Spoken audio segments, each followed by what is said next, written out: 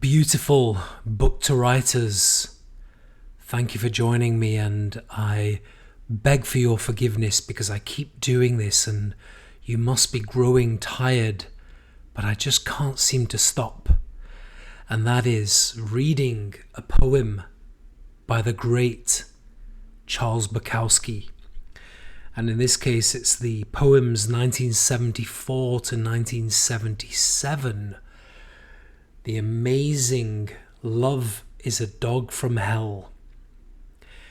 And the poem seems to follow, and I can't get the smile off my face because it kind of makes me laugh out loud, even though in a way it's tragic, but it's typical of Charles Bukowski and hilarious at the same time. And it's just incredible to me how his poetry just remains so relevant regardless. I mean, this was 1974 to 77.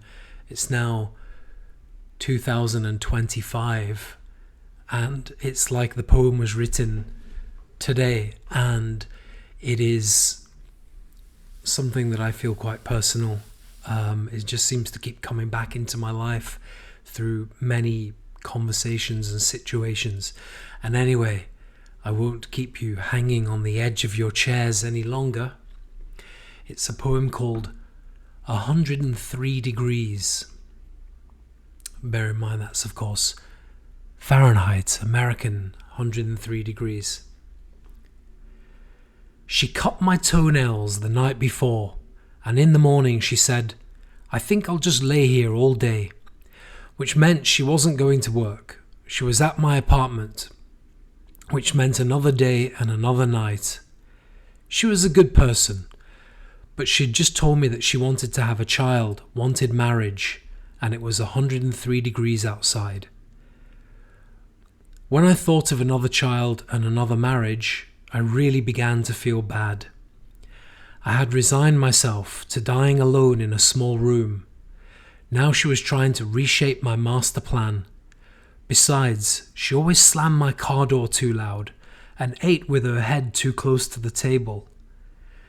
This day we had gone to the post office, a department store, and then to a sandwich place for lunch. I already felt married. Driving back in, I almost ran into a Cadillac. "Let's get drunk," I said. No, she answered, "it's too early." And then she slammed the car door. It was still 103 degrees.